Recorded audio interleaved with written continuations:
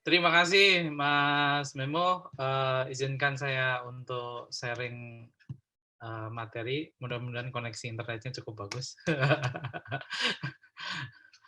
Apakah sudah cukup kelihatan? Kelihatan. Kelihatan, Pak. Oke.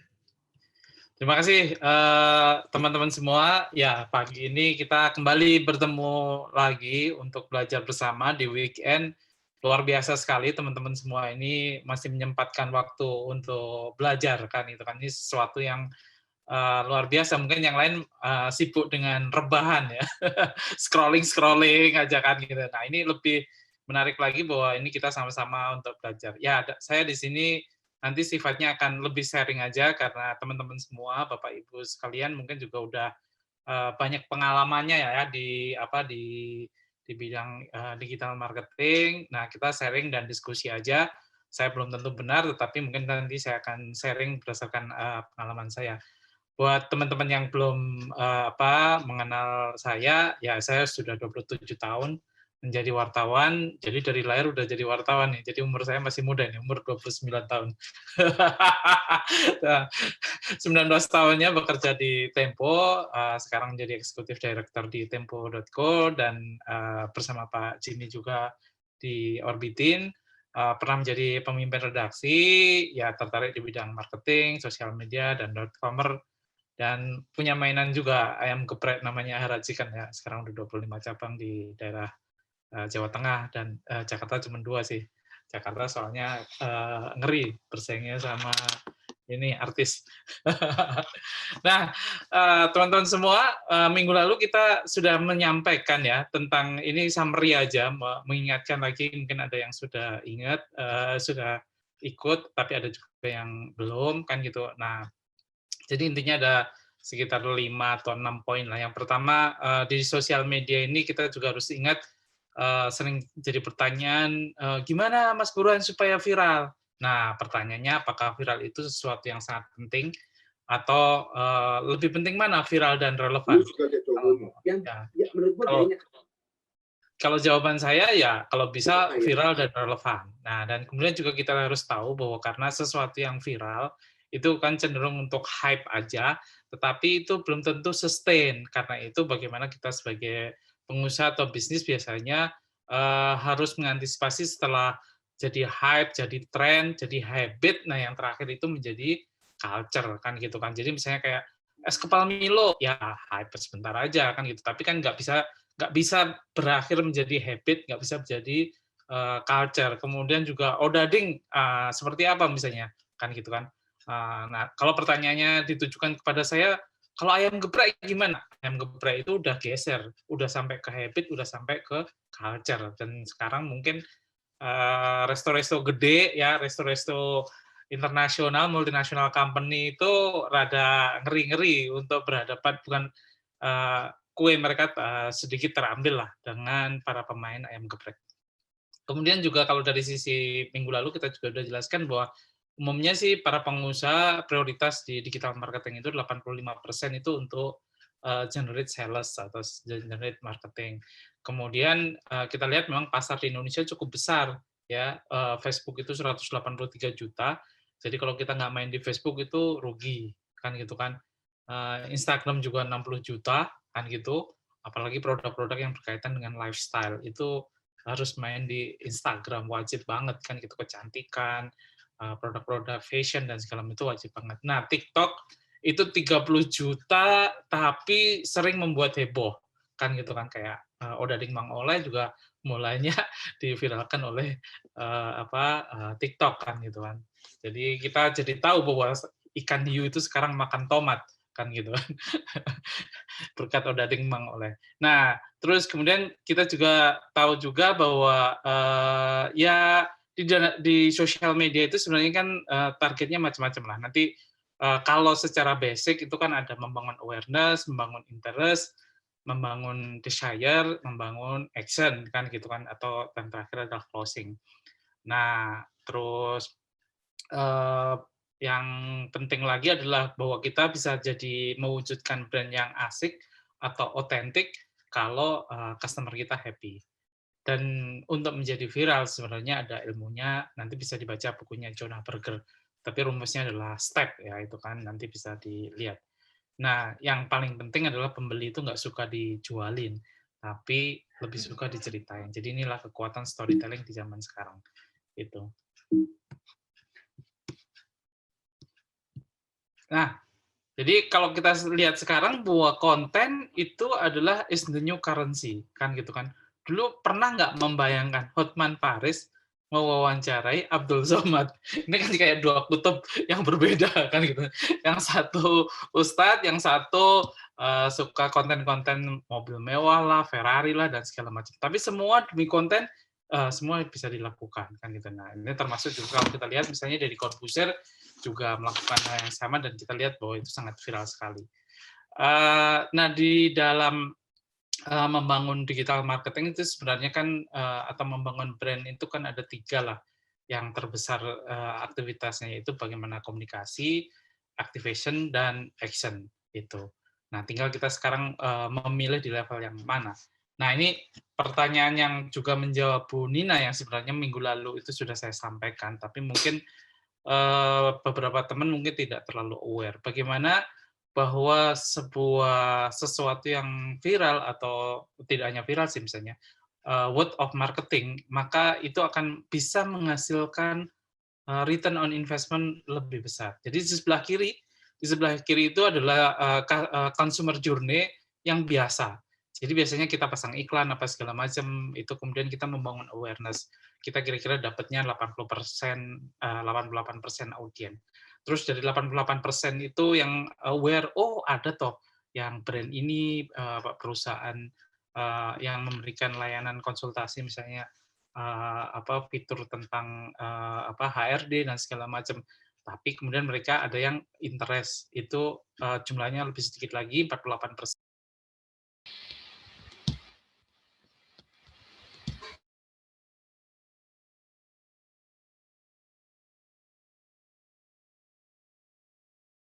Suaranya ini udah di-mute, Pak. Mohon maaf, Pak. Pak Burhan. Pak Burhan ke-mute masih.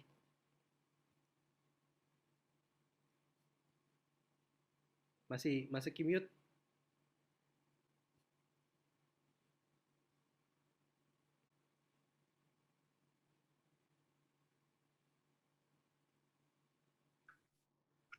Sorry. Oke, apakah suaranya cukup jelas?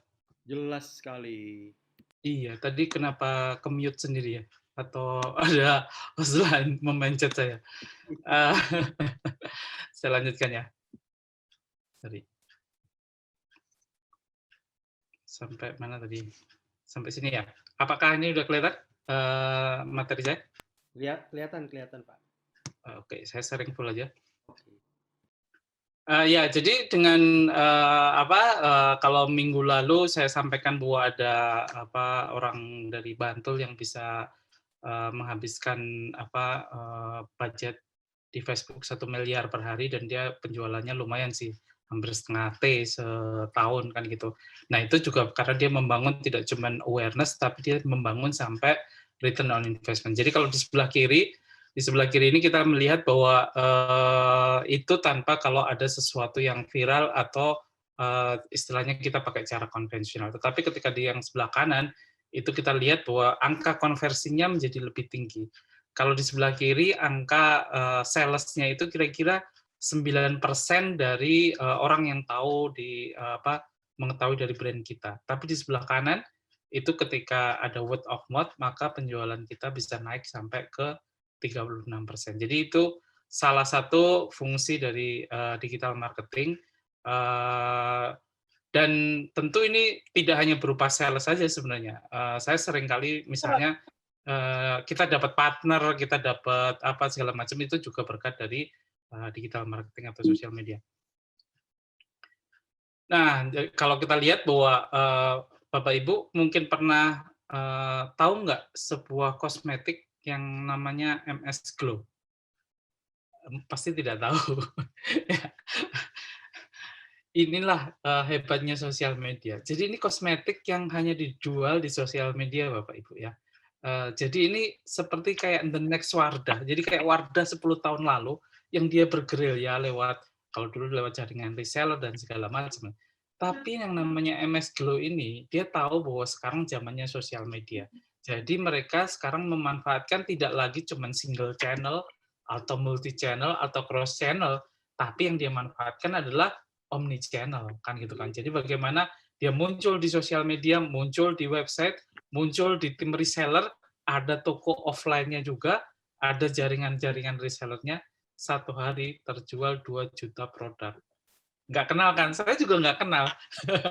Tapi saya tahu bahwa dia ditulis adalah sebuah majalah marketing, kan gitu. Jadi, bagaimana di era digital marketing itu, mungkin brand kita, nggak luar biasa terkenal seluruh nasional, tetapi kita bisa menembak segmen market yang pas dengan, melakukan omni channel tadi. Nah, omni channel ini bisa dilakukan tentu saja kalau kita membenahi seluruh campaign dari digital marketing, bahwa kita muncul ada di newsletter, kita muncul ada di pencarian Google, kita muncul di customer service melalui WhatsApp dan segala macam, termasuk kita punya toko online-nya. Nah, ini salah satu contohnya aja.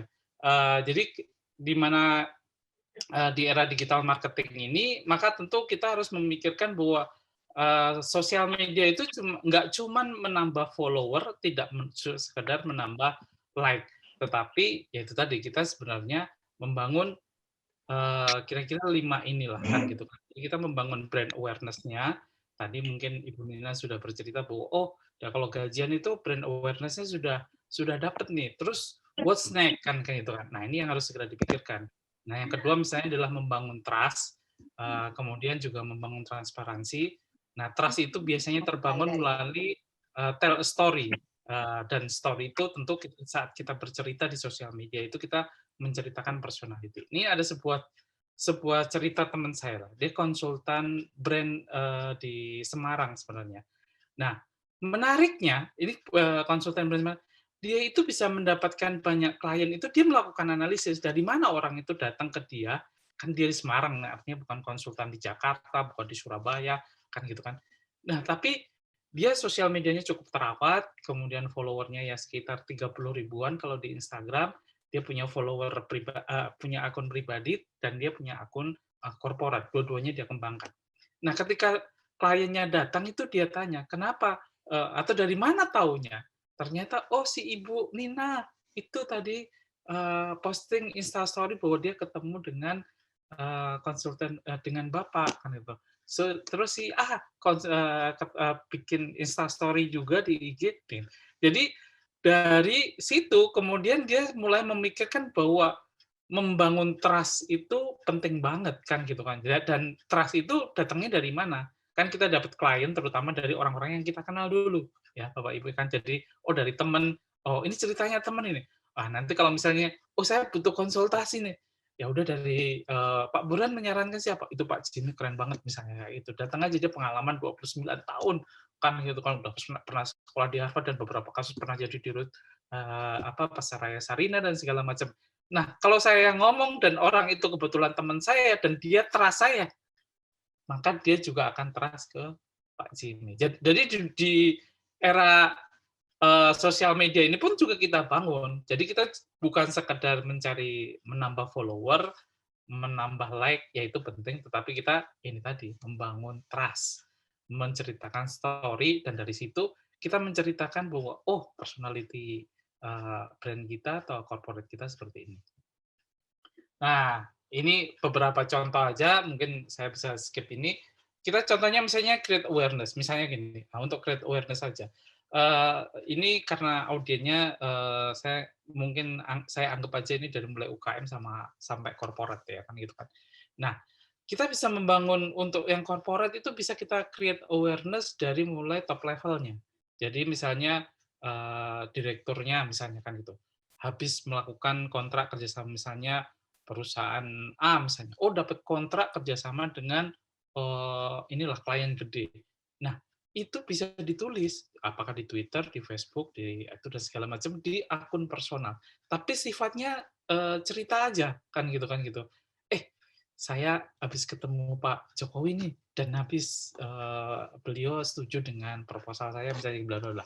Nah, itu create awareness yang membangun trust. Oh, kan gitu kan. Karena orang tuh cerita. Jadi kita tidak harus langsung jualan, "Wih, saya punya ini nih, baja atau saya punya apa tambang nih." Tapi kita menceritakannya itu seperti seperti bercerita. Saya baru ketemu misalnya ini kalau yang punya tambang litium misalnya ya di Morowali misalnya kan, saya baru ketemu sama anak buahnya Elon Musk dari Tesla. Dia kagum banget dengan keindahan Morowali dan kekayaan alamnya. Ya, terus mudah-mudahan deal ya, misalnya kayak gitu. Jadi itu salah satu cara untuk membangun awareness dan otomatis kita bisa membangun trust. Dan itu bisa dilakukan tidak hanya staf sosial media, tetapi juga pimpinannya. Nanti di ujung akhir akan kita tunjukkan bagaimana CEO-CEO yang melakukan hal tersebut dan itu membuat brand korporatnya, brand produknya itu naik. Gitu. Ini contohnya saja sih, yang lain-lain untuk yang di luar negeri. Ya CEO kita lihat Elon Musk kalau nge-tweet, wah langsung tuh harga sahamnya naik gitu kan, gitu kan. Tesla, Bill Gates nge-tweet soal vaksin, wah itu perusahaan-perusahaan vaksin bisa naik kan gitu kan. Gitu. Jadi kalau kita bisa membangun trust, maka ya itu tadi, good story itu susah untuk ditolak kan gitu. Cerita itu sangat membuat emosi itu terkoneksi kan gitu. Jadi kembali lagi sih, mungkin pernah saya sampaikan di minggu lalu, people don't buy your product kan gitu kan. Jadi orang zaman sekarang sih nggak cuman beli produk ya, terutama untuk produk-produk yang bukan kebutuhan pokok lah. Misalnya kita beli handphone, kita beli baju, kita beli apalah fashion dan segala macam. Tapi mereka itu beli relation kan gitu kan. Kita beli stories, kita beli magic. Saya beli sepeda, saya beli storiesnya bukan sekedar beli sepedanya kan gitu kan. Saya beli handphone, ya tentu saja sama kan gitu. Oh, dengan handphone ini ini bisa selfie, saya bisa makin cantik misalnya kayak gitu kan. Nah, ini contoh misalnya. Beberapa waktu lalu saya ketemu dengan CEO-nya Brompton. Nah, ini mumpung lagi tren sepeda nih. Namanya Will. Dan saya tanya, Will, apa sih rahasianya Brompton? Sepeda dari London, yang mungkin di London sendiri itu nggak se-hype di Asia, di Indonesia terutama. Bapak Ibu kalau lihat yang sebelah kiri itu sepeda Brompton, itu warnanya hitam, ujungnya merah. Ya, itu ada ujung merahnya. Itu harganya 3 kali lipat dari yang sebelah kanan yang biasa. Fiturnya biasa, bedanya cuma cat merah aja. Nah, itu. Sekarang seri ini yang saya foto ini seri kedua ya, chapter 3 seri ketiga, seri kedua. Kebetulan dia gandeng inilah brand ambassador-nya pembalap ya.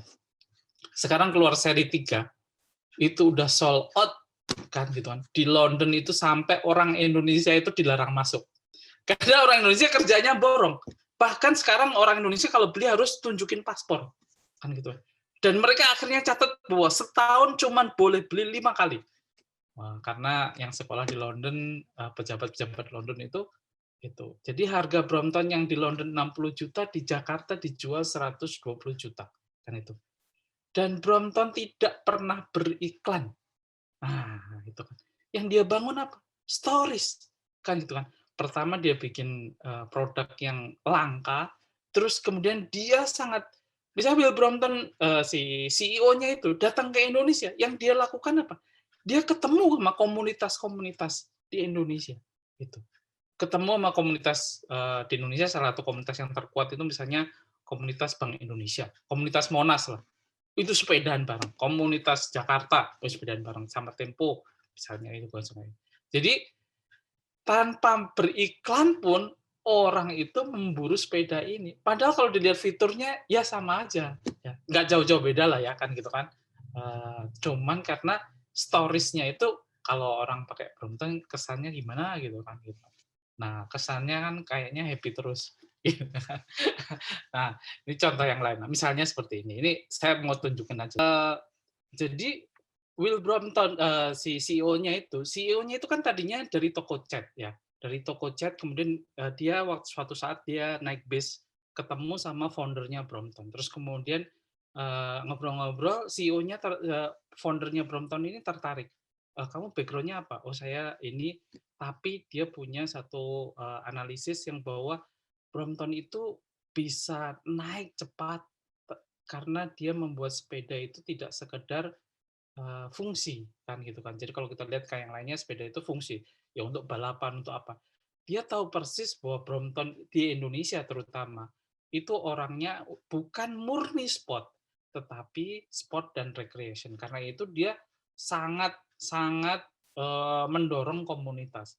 Nah, jadi ini kalau nanti di ilmu marketing ada yang namanya jalur community marketing lah, kan itu. Itu juga yang sebenarnya dilakukan oleh Polygon, tetapi dari jalur yang berbeda. Kalau Polygon itu sangat kuat di sepeda gunung. Nah, Brompton sangat kuat di kalangan orang yang berperut gendut, pengen sehat, pengen olahraga, dan segala macam kayak gitu. Nah, jadi kalau kita lihat sekarang bahwa memang produk itu orang beli Brompton bukan apa-apa karena dia ingin stories-nya, ingin magic-nya. Nah, itu juga yang terjadi ketika kita misalnya sekarang beli kopi susu. Ya, kopi susu apa aja sih?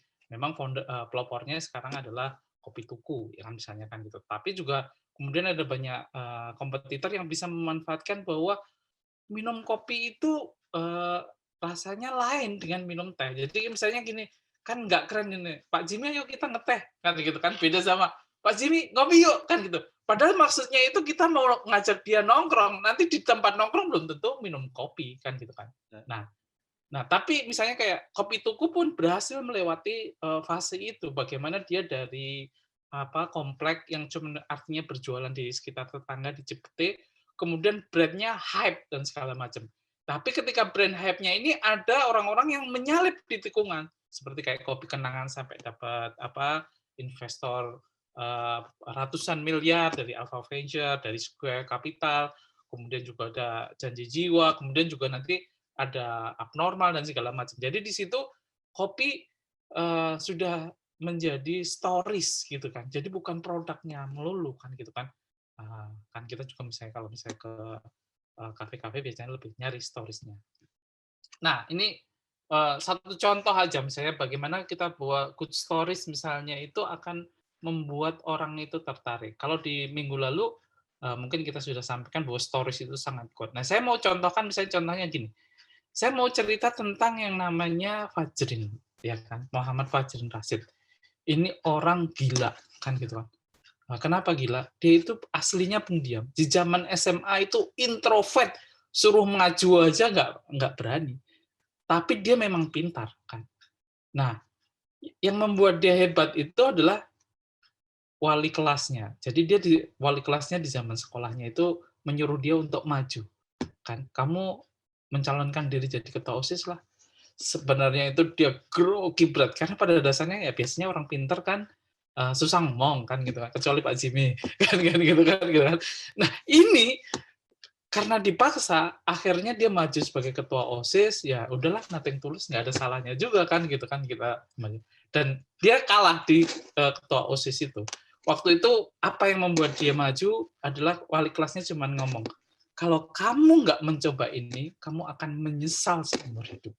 Dan tetap kalau kamu sudah mencoba, gagal nggak masalah. Dan ternyata itu memang buat titik balik yang luar biasa. Fajrin itu sejak itu menjadi orang yang sangat aktif di organisasi.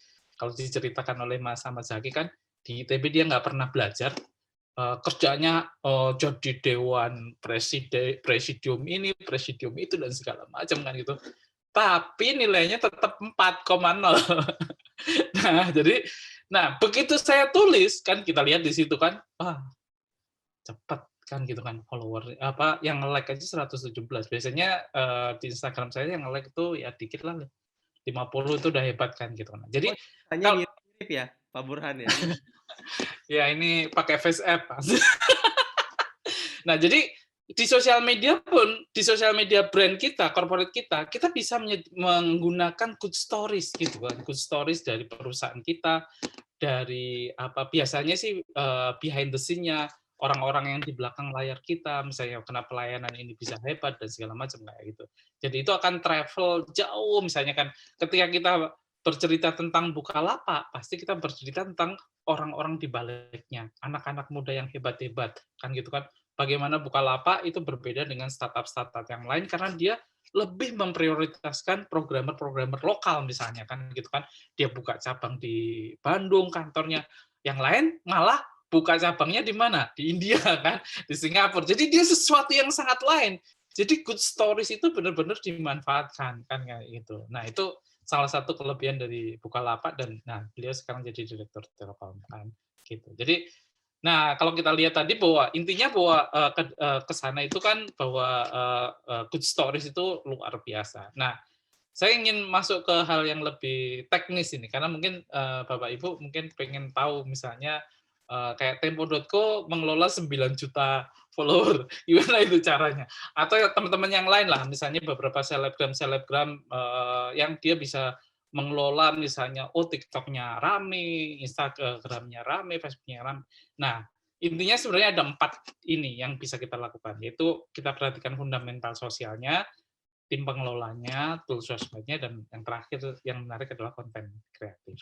Nah, kalau dari sisi fundamental sosial sosmednya, nah yang mesti kita lakukan ini adalah bahwa kita harus tahu benar sosmed ini kita tujukan untuk siapa, ya kan gitu kan. Eh, karena target market misalnya Tempo dengan target market misalnya warung saya misalnya ayam geprek beda beda banget. Yang satu A++, yang satu mid low kan BC kan gitu kan. Atau misalnya haus berbeda dengan abnormal. Abnormal berbeda dengan Starbucks. Walaupun nanti ada irisan-irisnya. Nah, dari target marketnya itu, analisis kita itu, apakah ini ibu-ibu, apakah ini ABG, apakah ini cabai-cabean? Nah, ini kalau bahasanya si founder house itu, Mas Gufron Sarif itu kan, oh dia itu banyak kan cabai-cabean, yaitu cewek-cewek SMP, SMA, yang kalau naik motor bertiga, kan gitu kan, datang ke house untuk mencari. Ke-mute, Pak Burhan, suaranya. Kalau udah bicara cabai-cabean, ke-mute tuh langsung otomatis. Nggak boleh. Ke-mute lagi. Hah? Mungkin teman-teman dari Orbitin, oke, bisa Pak. Bisa. Iya, mungkin mohon maaf ini sebenarnya saya tadi nggak menyentuh apa-apa. Tapi ini ada soal cabai. Oke lah, kita ganti tomat. Soal tomat aja. Nah, jadi kita harus tahu target marketnya itu siapa. Nah, nanti kontennya akan kita sesuaikan. Jadi misalnya gini, konten misalnya sosial media sekolah, sosial media apa misalnya tadi perusahaan seperti kayak gajian, sosial media untuk warung dan segala macam itu harus disesuaikan dengan target marketnya. Apakah nanti boleh nggak joget-joget ala TikTok dan segala macam? Nah, itu nanti dan karena kalau kita sudah tahu target marketnya, nanti preferensinya mereka seperti apa? Karena itu yang penting kan. Nah, kalau kita lihat sebenarnya kan goal brand di sosmed itu kan ini ya, 80% harus kita untuk meningkatkan awareness, 65% untuk melakukan interaksi, 41% kalau bisa sampai mendatangkan sales atau lead, yang terakhir 21% untuk customer support. Misalnya kayak di AirAsia itu biasanya sampai ke level customer support. Mungkin di kita belum ya, kan gitu. Kebanyakan itu nomor 3 ke atas. Nah, jadi kalau aktivitas sosial di sosmed, nah yang mesti kita lihat itu ada 2 ya. Ada 2, apakah kita menggunakan organik dan berbayar. Kalau organik ya berarti kita cuma posting konten plus bagaimana meningkatkan interaksi. Tapi kalau pakai berbayar, maka harus pakai iklan, pakai endorse. Nah, endorse pun nanti ada yang berbayar, ada yang enggak juga. Ada endorser yang gratis. Nanti termasuk apakah giveaway dan segala macam. Nah, misalnya kalau di Tempo, Tempo.co itu alirannya organik ya, karena portal berita ya. Tapi kalau mungkin Bapak Ibu punya itu nanti bisa dikembangkan, bisa organik, bisa berbayar, bisa dua-duanya. Nah, kalau dari sisi pengelolanya itu bisa versi 3 lah ya. Ada versi lengkap, versi hemat, versi starter lah ya. Kalau versi lengkapnya Bapak Ibu harus punya inilah kira-kira kan. Ada social media manajernya, ada staffnya, ada berapa, 2, 3 misalnya. Oh, TikTok 1, Instagram 1, Facebook 1. Nah, ada advertiser, orang yang jago beriklan di Facebook, di Instagram, atau di TikTok. Kemudian juga orang yang jago di copywriting. Kemudian orang yang jago di desainer, supaya gambar-gambarnya bagus. Orang yang jago di video dan segala macam. Ini kalau versi lengkapnya. Kalau versi hematnya, ya kita cukup 2 aja kan gitu kan, advisor. Nah, beberapa jabatan itu kita bisa rangkap lah, copywriting dengan advertiser bisa kita rangkap, desainer dengan videographer bisa kita rangkap, kan gitu kan. Kalau versi yang paling hemat lagi, ya cukup 1 orang aja, sisanya freelancer aja, kan gitu kan. Dan banyak brand-brand besar itu melakukan pekerjaan itu kepada outsourcing, terutama misalnya untuk video, untuk foto, misalnya salah satu brand kopi yang cabangnya sampai 600 bisa ditebak sendiri lah ya, 700 kopi itu dia foto-fotonya itu banyak pakai outsourcing kan gitu kan. Video-videonya pakai outsourcing. Tapi yang di dalam internalnya sendiri hanya manajer, copywriting sama advertising gitu. Jadi nanti tinggal disesuaikan dengan skala bisnisnya kan gitu.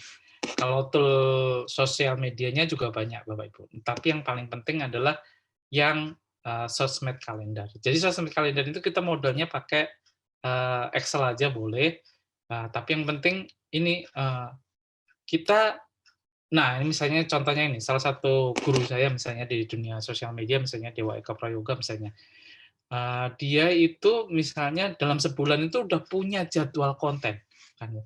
Dan ibaratnya konten yang diposting hari ini, itu udah dibikin oleh 7 hari yang lalu. Jadi nggak kayak kita nih, kita bikin hari ini, posting hari ini. Capek kadang-kadang, ya kalau pas mood kita naik, kalau pas lagi turun kan gitu kan, waduh konten apa lagi nih yang mesti kita posting gitu kan. Nah, kalau ini enggak, sudah semua ini kan, tanggalnya itu loh, oh tanggal 1 ini, tanggal 2 ini, misalnya nanti tanggal 10 itu adalah Hari Pahlawan. Kita udah siapin konten apa yang menyambut Hari Pahlawan ke depan. Jadi minimal Bapak Ibu itu siapkan 7 hari ke depan lah, ya kan gitu kan. Kecuali yang sifatnya seperti kayak misalnya kayak Tempo kan lebih banyak berita. Kalau berita kan hari ini keluar hari ini. Tapi kita juga punya punya kalender untuk 2 atau 3 hari ke depan misalnya. Oh ini infografisnya harus kayak gini, videografisnya. Karena kan bikin itu nggak mudah. Nah nanti medianya juga sama kan. Konten medianya itu apa? Misalnya medianya itu mau ditaruh di Instagram, di sosmed, di TikTok dan sebagainya. Nah, yang penting objektifnya. Objektifnya juga beda-beda. Objektif untuk mencari like, objektif untuk mencari tadi membangun brand awareness, atau objektif untuk jualan. Nah, salah satu sarannya adalah kalau walaupun kita itu sosmednya sosmed jualan, tapi jangan cuman jualan melulu. Nah, itu nggak akan ada orang yang follow itu pastikan gitu. Jadi bagaimana caranya bahwa kontennya itu tetap menarik kan gitu. Kalau boleh itu biasanya adalah kontennya adalah sharing, baru selling. Jadi misalnya 5-1 boleh, 10-1 boleh gitu kan. Nah, tapi jangan juga cuman sharing melulu, nggak ada jualannya. Ya kalau itu akun personal kayak saya sih, nggak pernah jualan nggak apa-apa kan. Tapi kalau perusahaan kan harus ada jualannya kan gitu kan. Jadi harus sharing, selling kan gitu kan. Misalnya kayak nanti Orbitin misalnya, oke, sharing. Oh, quote ini, quote itu kan gitu kan. Terus ini apa foto ini. Yang kelima atau yang keenam harus ada selling. Itu dari sisi objektifnya. Nah, kontennya nanti bisa dirancang. Nanti kayak seperti House, nanti akan saya tunjukkan bagaimana dia memanfaatkan seluruh konten. Dari mulai komik, video, cara humor, dan segala macam. Visualnya juga sama. Caption penting banget. Kan gitu. Di Instagram, walaupun itu kelihatan gambar doang, tetapi caption itu sering memicu like. Nah, yang ketiga adalah hashtag. Kan gitu. Karena hashtag ini sebenarnya ada kunciannya. Kalau menurut beberapa riset, hashtag yang paling bagus itu adalah hashtag yang jumlahnya 20. Dan harus di-research dulu sesuai dengan kontennya. Karena ketika orang datang ke sosial media kita itu ada berbagai cara, ada berbagai datang dari berbagai arah. Yang pertama follower kita udah jelas. Yang kedua mereka datang dari explore, ya, pencet tombol explore, terus kemudian nah, bagaimana kita muncul di explore kalau ya itu tadi ada pertumbuhan cepat dan segala macam. Yang ketiga biasanya kita bantu dengan hashtag. Misalnya saya senantiasa follow misalnya hashtag apakah pengusaha online, pengusaha bisnis anak muda, atau misalnya marketing strategi. Jadi jangan biarkan posting tanpa hashtag, terutama untuk korporat ya. Kalau untuk portal berita mah udah pasti beritanya menarik setiap hari kan gitu kan. Tapi untuk produk, untuk korporat beri hashtag. Gitu. Nah ini salah satu contoh aja ya. Ini salah satu contoh tactical plan. Jadi misalnya kalau menggunakan sosial media LinkedIn ya. Jadi kita bisa lihat apa sih yang mau di-share kan gitu kan. Apakah white paper, e-book, studi kasus dan sebagainya. Nah, objektifnya apa kan gitu kan, sampai ke objektifnya kan gitu kan. Objektifnya brand awareness, menaikkan lead misalnya supaya kliknya di tombol itu datang, banyaknya event dan segala macam. Terus key metricnya apa juga ada sampai ke yang lainnya. Jadi ini satu contoh tadi kalender gitu. Nah, kalau ini sebenarnya nanti kita bisa mainkan ini. Kita sekarang pakai yang mana tadi disebutnya omnichannel. Coba dari Bapak Ibu ini dari sekian banyak channel campaign ini mana yang sudah dilakukan? Search engine marketing sudah belum kan gitu kan. Search engine marketing itu berarti kita bayar iklan di Google kan gitu atau AdWords. Search engine optimization berarti kita konten kita, website kita itu sudah ramah dicari. Misalnya soalnya gini, tool untuk HRD kalau kita di search di Google yang keluar siapa? Punya kita atau punya kompetitor? Ayam geprek kalau yang di search yang keluar apa? Itu search engine optimization. Nanti ada offline ad, ada event organization, traditional PR biasalah misalnya bagi-bagi press release atau yang lainnya unconventional PR itu misalnya yang dulu ada yang bagi-bagi misalnya bunga atau kirim-kirim peti mati misalnya gitu. Tapi itu jangan dilakukan terlalu ekstrim lah. Nah, yang penting itu tadi konten marketing. Nah, sekarang yang dilakukan Orbitin misalnya adalah conference, social ad, email marketing, existing dan segala macam. Jadi ada banyak ini keseluruhannya. Tinggal Bapak Ibu, waduh saya timnya nggak cukup nih. Ya udah, harus dimulai. Tapi sebaiknya jangan cuma satu, misalnya kayak itu. Karena kita misalnya email marketing memang ada yang masih buka email. Nah, Bapak Ibu salah kan gitu kan. Tempo punya datanya kira-kira open rate newsletter Tempo itu antara 10 sampai 75%. Nah, terus click rate-nya lumayan tinggi juga. Nah, bahkan kita sampai hitung sampai conversion sales-nya kan gitu. Karena gini, email marketing seolah-olah terlupakan ya. Tapi semua orang punya email, benar nggak? Kita daftar Instagram pakai apa? Email. Kita daftar Facebook pakai apa? Email. Kan gitu. Jadi itu juga jangan dilupakan gitu. Jadi itu sekali. Jadi misalnya ini yang saya lakukan, ini yang saya lakukan, ini yang saya lakukan, ini jadi checklist ya. Idealnya sih sebanyak mungkin gitu. Idealnya. Nah, gitu.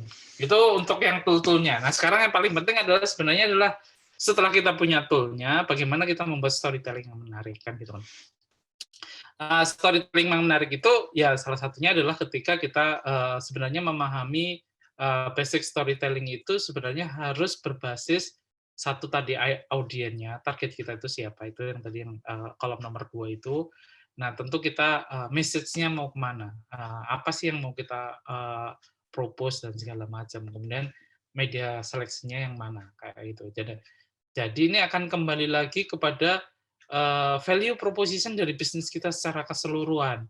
Itu. Jadi kalau kita value proposition bisnis kita itu sangat kuat, maka akan lebih mudah karena itu tadi di target audiennya kan lebih precise kan gitu kan. Terus kemudian juga reason to believe-nya orang itu kenapa itu juga akan lebih mudah lah. Misalnya kalau tadi membangun e-commerce, nah maka value proposition-nya begitu sudah kuat, maka kita lebih mudah untuk posting-postingnya bergaya seperti itu. Nah tentu basic salah satu tadi misalnya kita bisa memanfaatkan ini mungkin Bapak Ibu yang sudah pakai business model canvas atau value proposition atau orang menyebutnya juga misalnya unique selling proposition. Nah sebenarnya itu bisa dimanfaatkan. Jadi produk atau services kita itu kan ada beberapa keunggulan. Apakah keunggulan kita itu dari sisi prosesnya atau dari sisi bahannya, dari sisi fungsi produknya, harganya, kualitasnya, atau lokasinya misalnya. Jadi kita juga jangan istilahnya baperan misalnya jangan bisnis ayam geprek. Ayam geprek itu red ocean. Ya kita lihat dulu di daerah kita itu sudah ada ayam geprek apa belum kan gitu. Yang ada di daerah kita ternyata belum ada. Jarak 5 km keliling belum ada.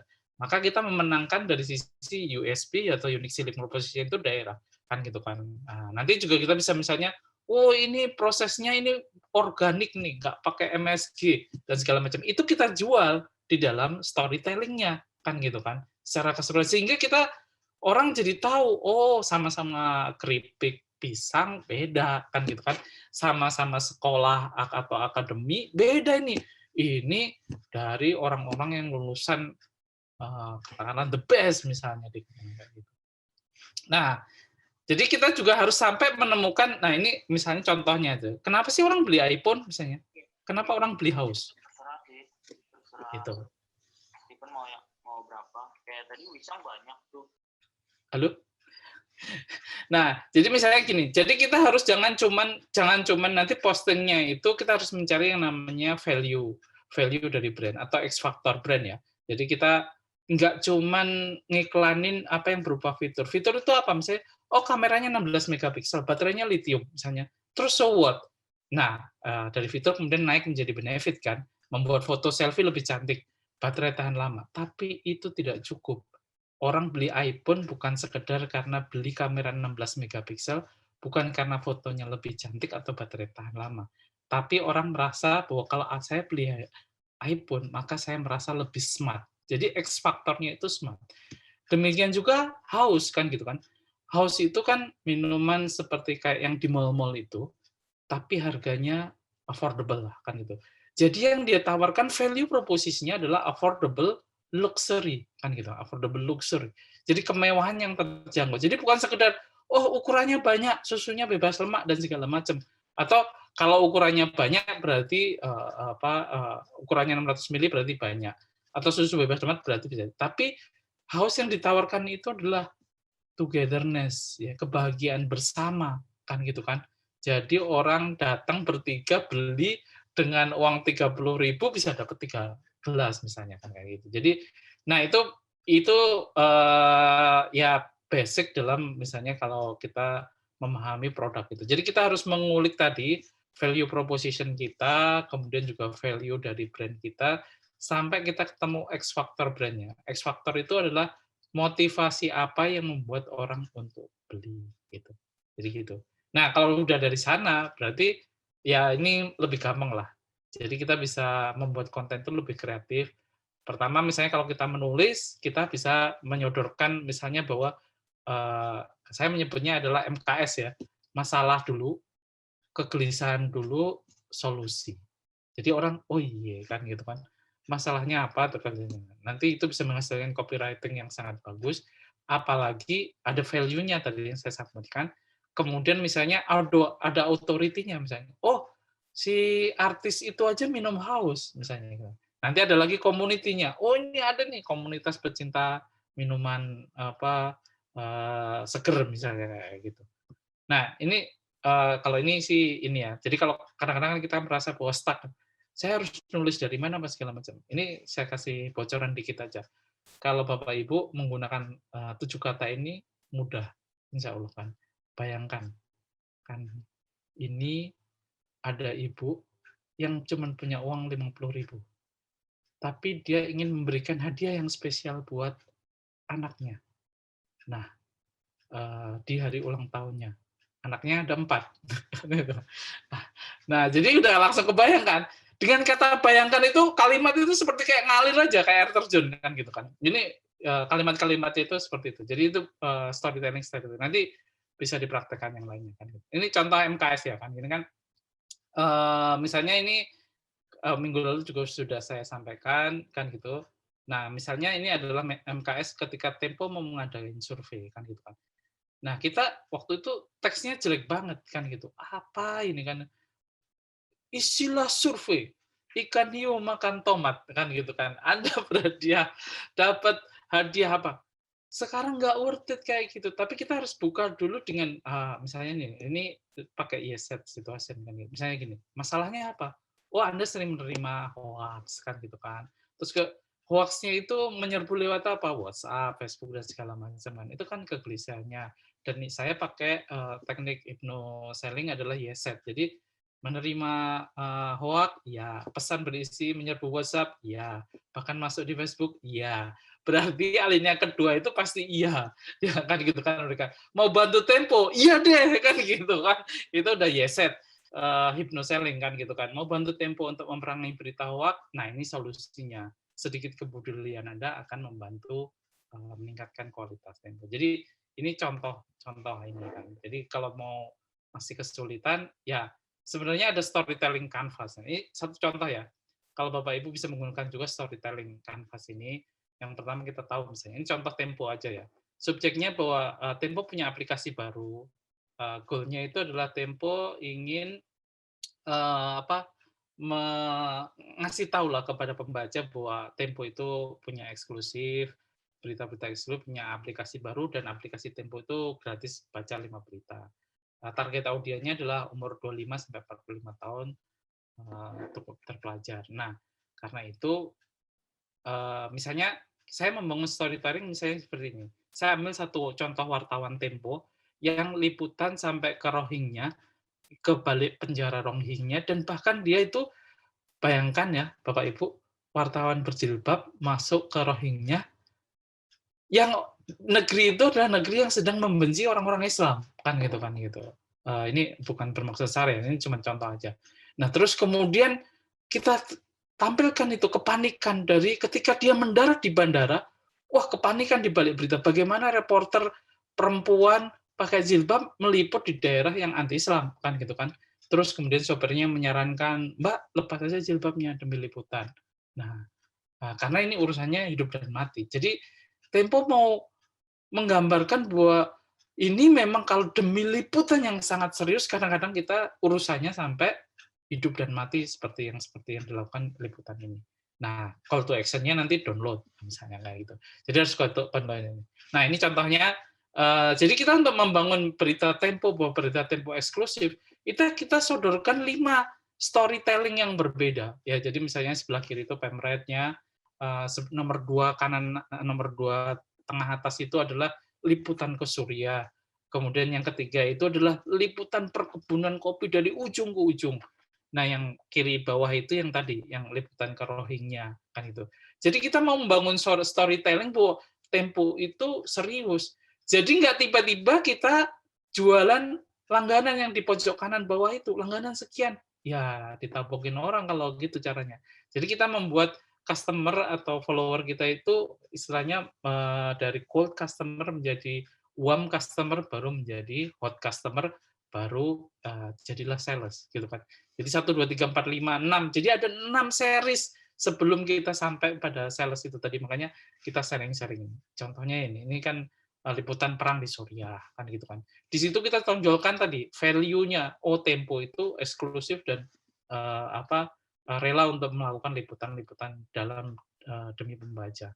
Kemudian community kan gitu kan. Kita mengajak karena komunitas kopi lagi hype, oke lah kita masukin liputan kopi. Dan bagaimana kita ceritakan bahwa Tempo satu-satunya media yang pertama yang liput kopi dari ujung Aceh sampai ujung Papua kan gitu kan. Baru kemudian media-media lain ikutkan gitu kan gitu.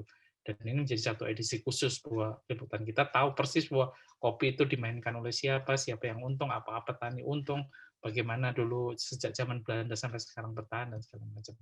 Nah, yang ketiga kita juga memainkan authority kan gitu kan.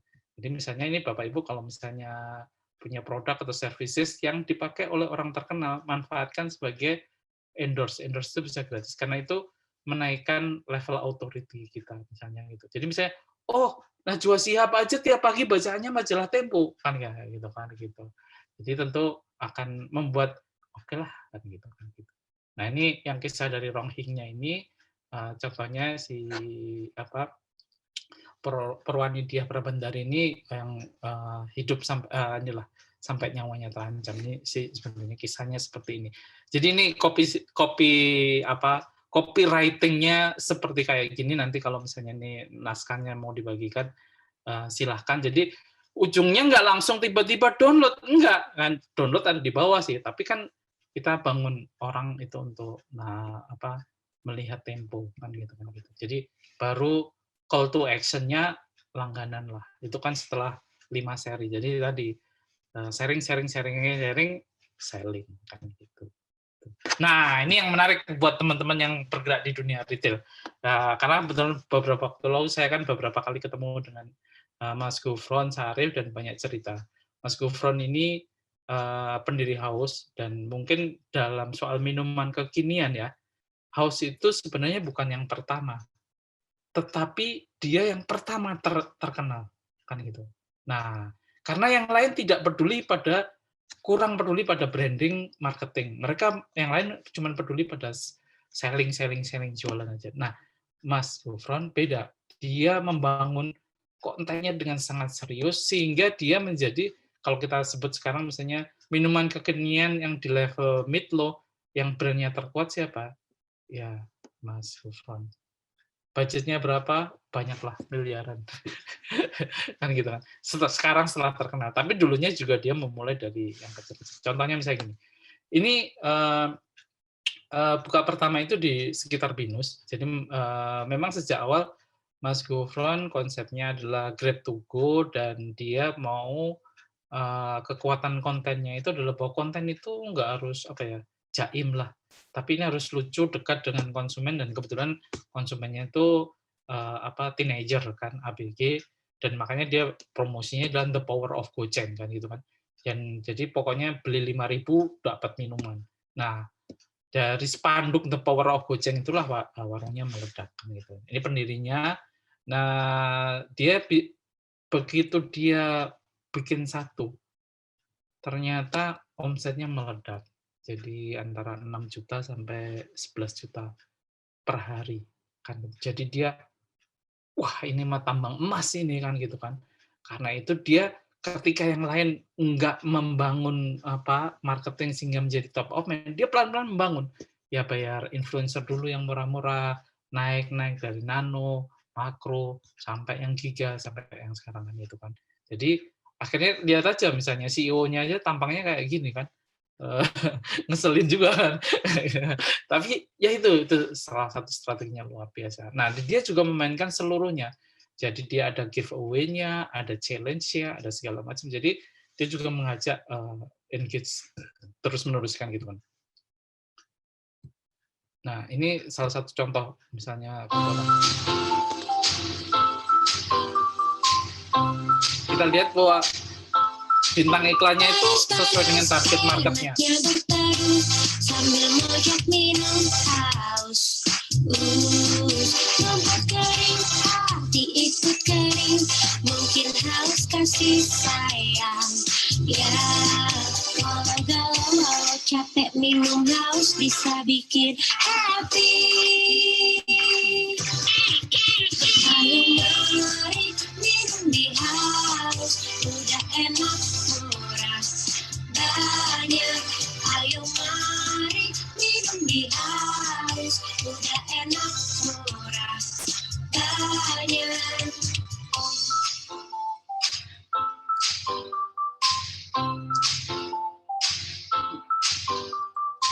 Yang haus. Jadi di sini dia pertama dia ingin menonjolkan fitur dan benefitnya, murah, enak, banyak. Tetapi di kalimat jinglenya dan segala macam dia menonjolkan bahwa kalau orang minum haus itu happy kan gitu. Jadi itu salah satu kekuatannya. Nah, ini contoh yang lain misalnya.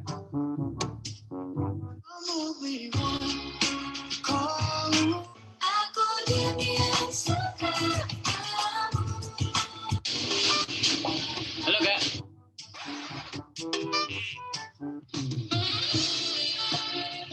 Ayam gepreknya ada. Nggak ada geprek. Tapi nomor HP Mas ada kan? Terus di Haus tuh ada apa aja sih? Yang lagi rekomend dan banyak yang pesen itu Choco Series. Kalau gitu aku pesen 2. 1 buat aku, 1 buat Mas. Satu coklat Familo buat kakak. Aku jatuh cinta. Kak, tunggu.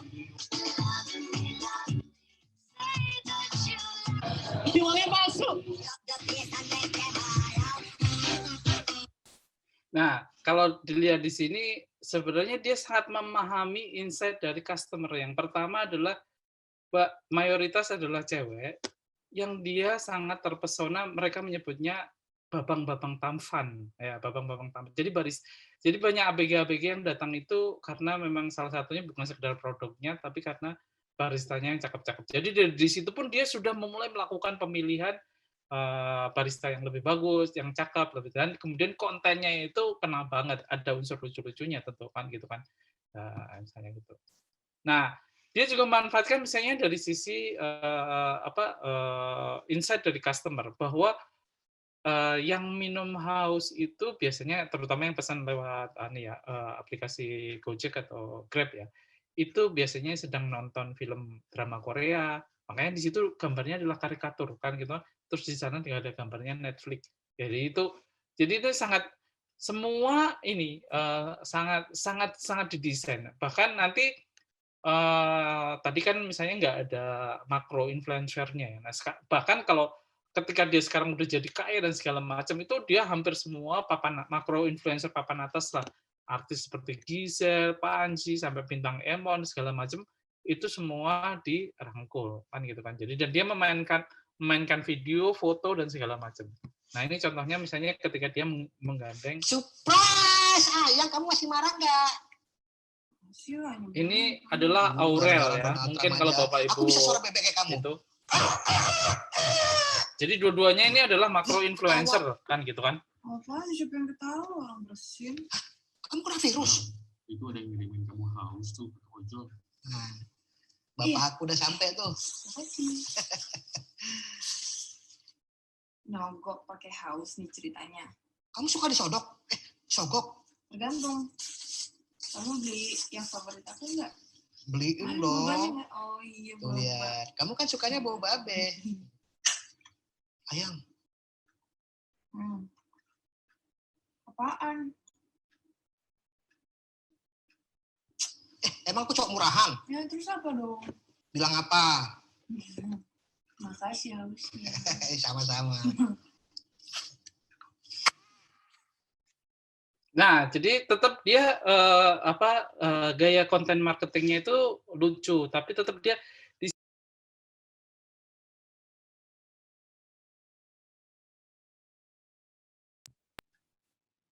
Sorry. Ya, oke, lanjut ya. Nah, ini misalnya dia memanfaatkan salah satu makro influencer dalam kasus untuk TikTok-nya. Jadi kalau lihat settingnya gitu kan, background rumahnya, apanya segala semacam itu sesuai banget dengan segmennya haus. Gitu. Haus banget jadi bukan orang yang sangat mewah ya. Segala macam kehausan. Kecuali haus kasih sayang. Cari pacar bro. Nah, jadi ini semua benar-benar berdasarkan USP-nya atau value proposition-nya.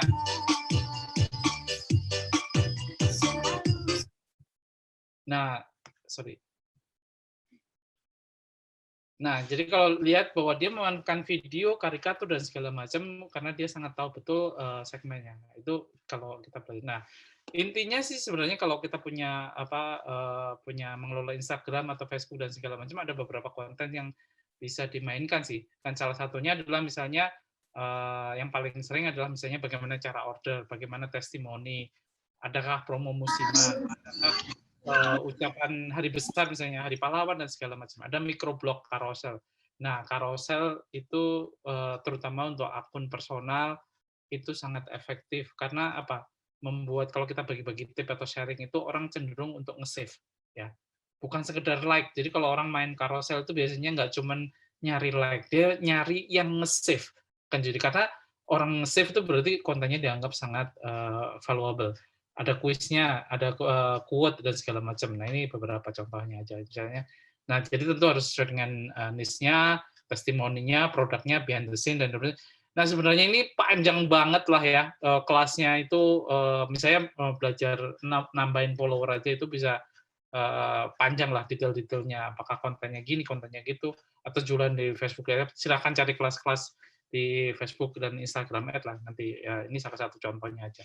Nah, sekarang mungkin yang lagi nge-hype itu adalah TikTok kan gitu sama. Nah, TikTok itu sebenarnya ada kunciannya bahwa TikTok itu sekarang growth-nya itu tinggi banget. Jadi misalnya kemarin saya wawancara dengan Christina Lee misalnya. Christina Lee itu 14 hari bisa dapat 100.000. Sebelumnya mungkin ada banyak yang 18 hari misalnya. Tempo sendiri karena kontennya itu berat kan gitu kan. Waktu itu kita berpikir apakah Tempo harus masuk TikTok ya? Gimana ya Tempo joget-joget ya? Ngerusak brand apa enggak dan segala macam. Tapi kita lihat Washington Post sudah lebih dulu masuk kan gitu kan. Dan followernya banyak kan gitu kan. Akhirnya kita ikut masuk dan alhamdulillah 3 bulan kita dapat 100.000 dengan kita tetap berita tapi mungkin joget-jogetnya sedikit ataupun kalau ada nanti yang relevan lah ya kan. Nah, yang penting adalah kalau kita pengen masuk FYP itu sesuatu yang trending lah ya, namanya For Your Page, mungkin buat Bapak Ibu yang belum main TikTok. Nah, gunakan lagu yang ngetren itu untuk video-video kita kan gitu kan. Jadi itu akan membantu kita dan sebaiknya videonya jangan terlalu panjang, 15-20 detik. Karena apa? Algoritmanya TikTok itu kalau video itu ditonton sampai habis, maka otaknya TikTok tuh berpikir, "Oh, ini videonya menarik nih." Berarti nanti dia akan suggest ke penonton yang lain kan gitu kan. Nah, kalau videonya kita panjang 1 menit padahal videonya bagus, tapi orang kan males ya nonton 1 menit. Nah, baru 15 menit kita tonton ya. Algoritma TikTok kan melihat ya videomu cuma ditonton 15% ini kan gitu kan. Nah, jadi itu penting kita menentukan video kita itu panjang atau pendek. Nah, sehari misalnya kalau boleh punya ini ya minimal 2 konten kan gitu kan di video. Tapi harus sesuai dengan niche. Jadi niche-nya tuh jangan campur-campur. Sekali Anda joget terus. Sekali Anda nggak joget, ya jangan joget kan gitu kan. Jadi kan sekarang misalnya 5 cara teknik berjualan di digital marketing kan kita bisa pakai gitu kan. 1, manfaatkan Instagram. 2, optimalkan email marketing. 3, misalnya manfaatkan kan modelnya TikTok seperti itu. Nah, yang lebih penting lagi terutama untuk akun personal, maka kita bisa menceritakan dari from zero to hero. Dan tentu kita juga bisa cerita behind the scene-nya. Oh, ini loh pengiriman paket-paketnya banyak, atau testimoni, atau endorse kelas dan segala macam. Nah, ini contoh aja ya, sesuatu yang viral di TikTok kan. Mojokerto hadir. Ayo melo aku rek, ngerasakno sensasi kuliner kerajaan Majapahit, sambal wader cakmat khas Mojokerto.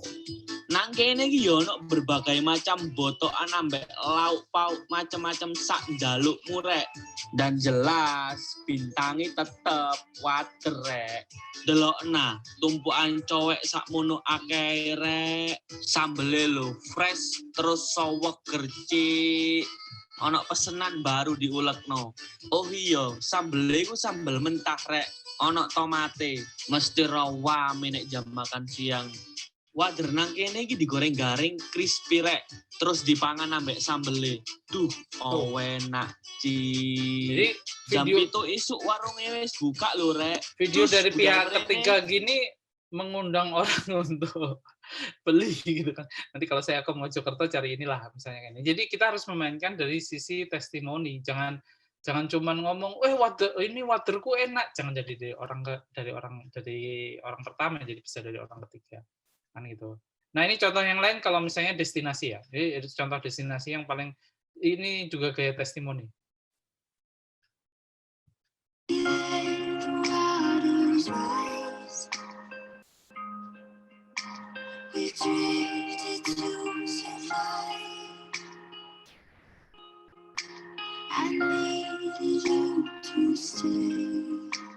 Nah, ini menggunakan lagu yang sangat viral di TikTok.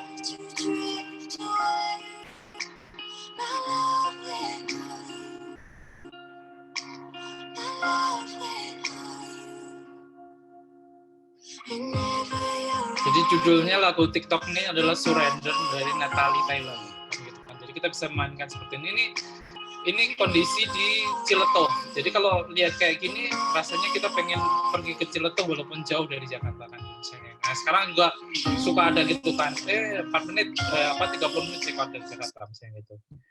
Nah, ini contoh yang lain. Misalnya ini kalau from zero to hero kan gitu kan.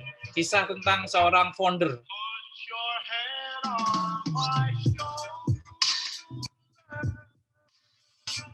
Nah, ini pemilik forestry di Bogor, dan sekarang mungkin cabangnya udah 150 cabang ya, kafe kopi kecil-kecil, dan juga ada yang gede seperti ini. Pemiliknya, foundernya adalah Haidar Wuryanto. Bagaimana dia menceritakan dulu lapangan futsal, terus diubah. Nanti kita bisa cerita juga dulu misalnya kena pandemi sepi, terus kemudian kita ubah. Ini contoh yang lain, misalnya ini tentang foundernya Sorcelli, bergaya from zero to hero juga, kan gitu.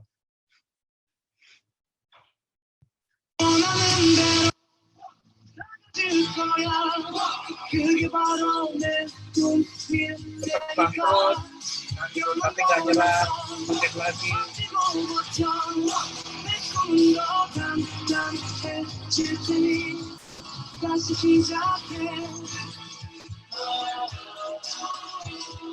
Punya gulu-gulu, pika kapi, wotet, sama selera kapitan.